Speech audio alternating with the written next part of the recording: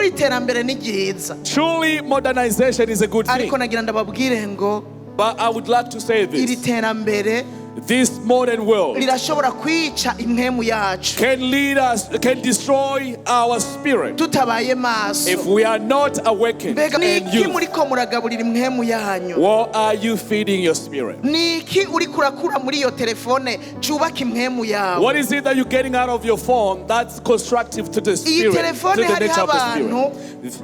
ariyo ibarongora. There are people that are led by this phone for many people. Ariko bugiye telefone But you know this phone, umuntu w'ubwenge ayifise kububasha. a man with wisdom has the power to control this Kuko phone. birashoboka Because it is possible kuyishiramwo ivyo ushaka. to have what you desire in this phone. Nibirimwo atari we ubishiramwo, Even the things that are within ufise that are not ububasha bwo kubiraba canke kubireka, put there by you. You have the power to see it or to ignore it. kuvyumviriza canke To ukabireka. give it your ears or to not listen to it. Ariko hariho abantu iyi telefone yahinduye umuja. But there are many people that have become enslaved by this phone. Hari n'abavyeyi hari iwacu There are even parents back home bavuga bati tugerageze twimwe umwana itelefone. that say to themselves, we are going to restrict our children from the usage of phones. Twimwe umwana itelefone. Let us make sure that our children don't have access to the phones. Mugabo However, ukadusanga you come to find out adafise telefone they might not have a phone, arafise laptop.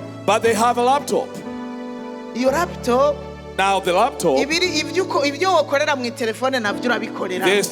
the very same thing you could watch in the telephone can be accessible to by the laptop. Urashobora no kumwima itelefone, You may deny them access to the ariko muri phone. televiziyo hariyo amafilime. But you know when they watch or the television, there are movies. Yarashobora kuba ata televiziyo mufise, You may not have a television maybe, akaba afise abagenzi but they have friends, batandukanye. all kinds of friends. Mu yandi majambo ingorane sukwima umwana In telefone, other words, the issue is not giving a phone to the ariko child, umuvyeyi afise umutima w'ubwenge but a parent with a heart of wisdom. ni ukwigisha umwana kuva ari muto They teach their children while they are still young yuko ibi bintu turaba canke twumviriza that the things that we watch or listen to bishobora kuduhindura babi canke beza, do have an impact on us, to change us kandi in a biba good way biriko or bad way. biragaburira impwemu And yacu, this, whatever we watch, feeds our spirit. biba biriko biragaburira ivyiyumviro It vyacu, begins to feed our thoughts. kandi burya icaha